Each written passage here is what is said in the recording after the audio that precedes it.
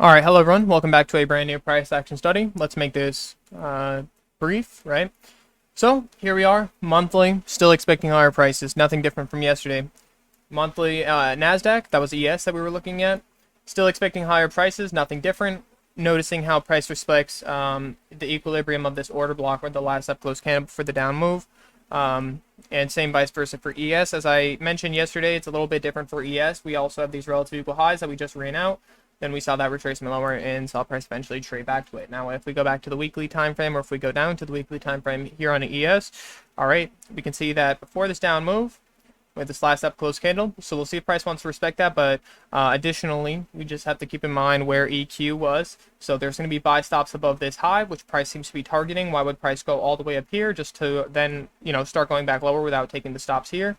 We did take these stops here and here, but we also have a little bit to return into this order block. So I'm ultimately expecting a more aggressive run, but we'll still continue to see what price wants to do. So now that we know that on the higher time frames we are expecting higher prices, all of our ideas we would frame around that higher time frame perspective. So let me go now to the higher time frame chart, and I'll begin on my daily perspective. And next, not really.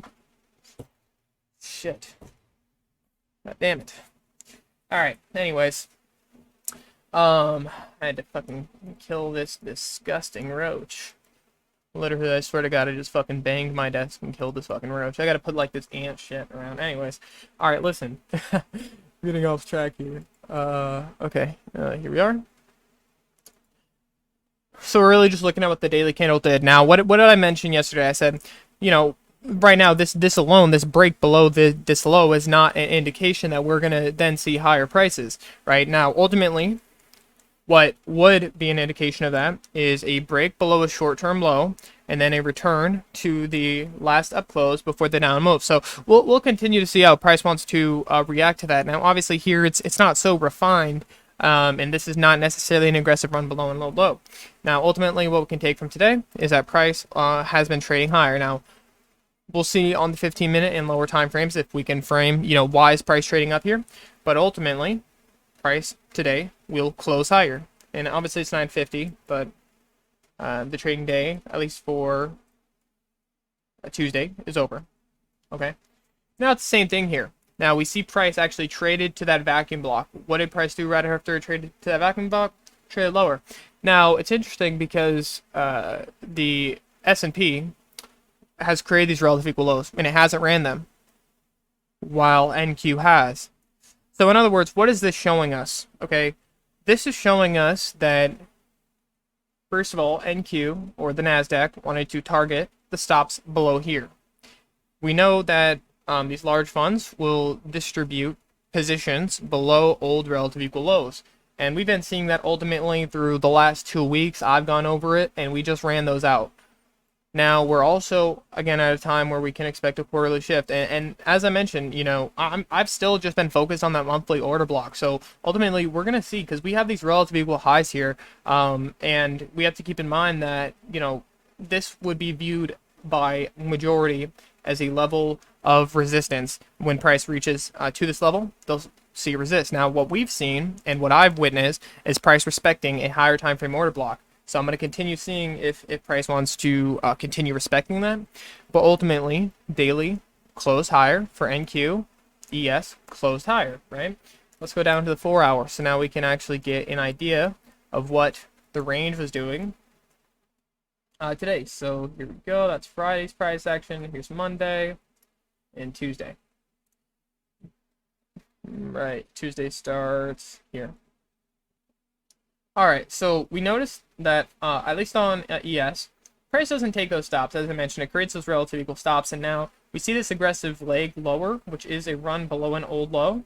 All right, but why is it trading below those old lows? Well, yes, to take stops below them, but additionally, we have this consolidation range. This is the last down close before this up move, which took buy side, so price moved into a premium from here. We see price move back to it. Okay, that's an order block. Price move back to it. What does it do when it trades back to it? Instantly reacts after. Now, for obviously the Nasdaq, I pretty much just explained it, but relative equal lows here, stops taken. We see price trade above it. We see price aggressively move from that discount or from this level of distribution, aka being below old lows, and then we are now watching price target the next targets, which I will anticipate. I'm going to tell you right now, price is going to reach for this high, price is going to reach for this high, and price is also going to target this high, because now people who have seen this aggressive move up, as I mentioned, are going to see this as the top, right? So they're going to pick this top, and they're going to get absolutely destroyed on, or absolutely shit on, sorry. Mark my words right here. I'm telling you, dude. All right, listen. Let's get down to the hourly. All right, and then let's go ahead and look at the daily range. So today's price action is not that. 1 second. Yeah, this is pretty choppy. I'll be honest. Would I consider this high probability? Probably not. Just looking at how it's moved, and we also had some high impact news drivers, which I don't think I actually went over them yet in this video. I looked at them because you can see I have it open, but let me see. So we had we had 2 high impact news drivers at 10 a.m. So we'll of course view on a lower time frame how that was influential in price. But let's ultimately look at what the weekly range is doing, at least for ES. So can we refine that idea? All right. So the very first thing that we can notice here is, or just even looking at where price came from. Okay. So we have this low back here. Price took that low. And that's after it moved to a premium. Why is it a premium? Well, it's because it's above this high, this high, this high. We're above relative equal highs. Price trades back into a premium. Afterwards, it actually gravitates towards that vacuum block, trades the vacuum block very precisely, not exact, but when we trade to that vacuum block, which we know price will gravitate towards, we then see that aggressive run to the downside. And where do we see that? In the form of stops resting below the old low back here. Those stops get taken. Boom. What happens after? We move from discount back to a premium. So we have this high back here now, which is now buy side liquidity. I actually need to move it because I literally marked that before it happened, just so you know. All right, but listen. Here we go. New level of buy side liquidity. Those buy stops taken. Okay. Where do we see price moving here? Well, see price moving below an old low. Also, you know, as we get onto a lower time frame, we may have a more refined order block. But we can also pay attention to where price traded here. This one movement, this is, they have to build in their orders, okay? So when price continues to revisit this, these multiple down close candles, we can view that as an order block. And of course, this is on an hourly, so it's not super refined. I'm gonna go onto a lower time frame and refine that. But let's look what price did. After price took these stops, we see that low respected up to this low, up to here where we consolidated, and then when price reached into a premium, we broke down aggressively to these stops here and traded back into this inefficient range.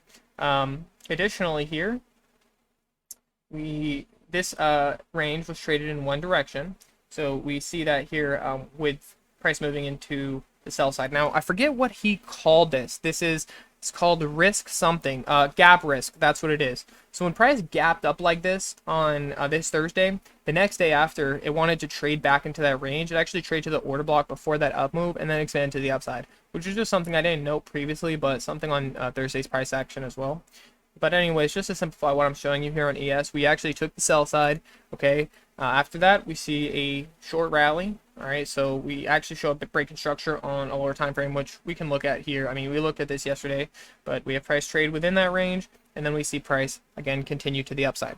So we'll of course refine these ideas on a lower time frame, but we pay attention to the fact that this low on ES is being respected. This low has also been respected. We don't see price taking out this low. We don't see price taking out this low. In fact, we see it making higher lows. This low is higher than this low. Okay, this trades back down here, but it's only trading back down here because of these large candles that traded in one direction. All right, we trade back that. Okay, boom. Now we have sell side below here. Does price want to trade below it? No.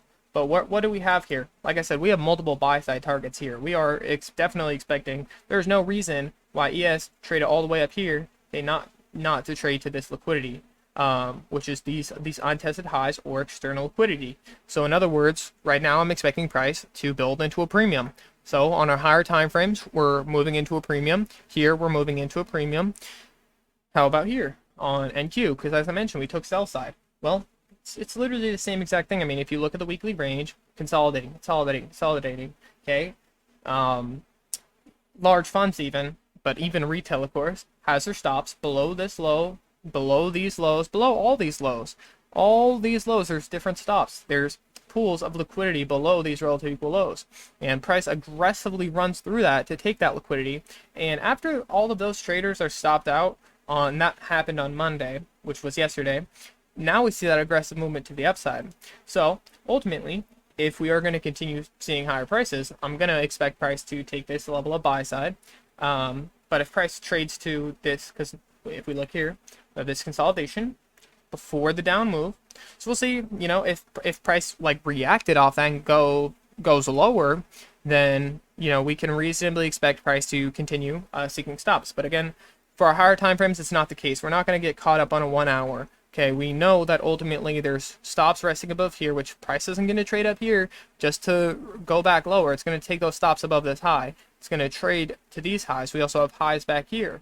Okay, so you have to keep in mind that retail traders, and I know I say this like I'm not trying to say like a bad thing, but listen, we have these relative equal highs here. Okay, what if you have studied retail concepts, we know that we view like as at least as a retail minded trader, you'll view like clean highs as a level of resistance. Like, oh yeah, I've seen price bounce off here, bounce off here, bounce off here.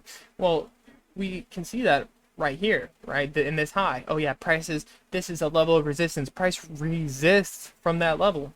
And we could even say the same thing, you know, about, well, no, we kind of say the same thing. This is actually higher. But same thing, they may even place their stop above this high. I mean, who am I to say? What I can say is, where are the pending orders? Well, there's stops here, there's stops here, there's stops here. Okay, we've moved from a discount. We're in a consolidation range. All right, we can show ES is actually showing weakness. It's showing a resistance to take those sell stops, saying, you know, fuck you, NQ. All right, I'm not taking those stops yet. I want to go higher. That's pretty much what it's saying, right? So the very last thing, now let's refine these ideas on a lower time frame. So I'm going to go down to my little lower time frame chart here, and we'll look at the 15-minute. And then we can see if, you know, well, first I want to pay attention to the order blocker, why price trade down here, and if it was an order block. Right, so let's see. So this is... well, this is an order block in the sense of this is the last down close before the up move, but it's also trading down here because this move right here was inefficiently traded. In other words, it was traded in one direction up to the upside.